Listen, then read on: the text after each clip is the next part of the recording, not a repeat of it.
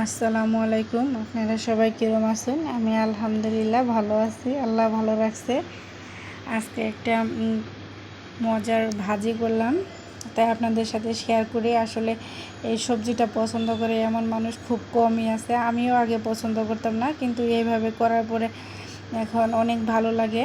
প্রায় সময়ই আমি করি, সবাই অনেক পছন্দ করে। আপনারাও বাসায় একদিন করে দেখবেন যে সবাই এর ভক্ত হয়ে যাবে।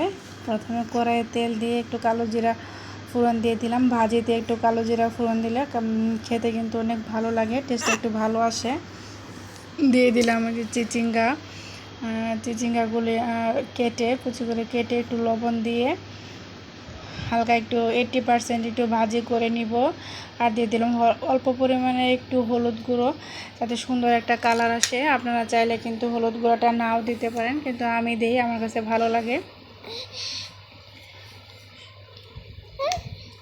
এইভাবে একটা ভাজিটা একদিন করে দেখবেন, কি যে মজার হয়। ভাজিটা আসলে অসম্ভব মজার হয়। কিন্তু এমনিতে ভাজি করলে একদিন কেমন যেন একটা গন্ধ লাগে, কিন্তু একটা ডিম দিয়ে দিলে ভাজির টেস্টটাই চেঞ্জ হয়ে যায়।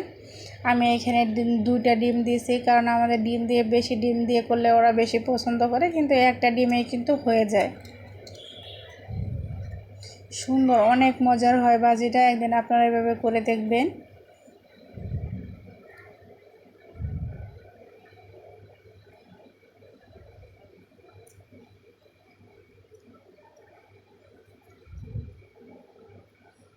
বাস হয়ে গেল। এখন এটা নাড়াচাড়া করে ঝরঝরা হয়ে গেলেই নামায় নিব। ডিমগুলা ভাজা হয়ে গেলে অতিরিক্ত ভাজার দরকার নেই।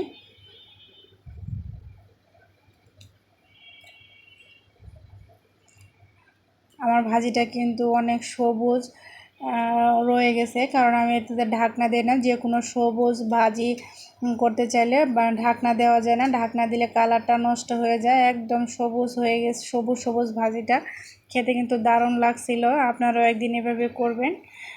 ভাজিটা হয়ে গেছে, নামাই নিব। সবাই ভালো থাকবেন, আল্লাহ হাফেজ।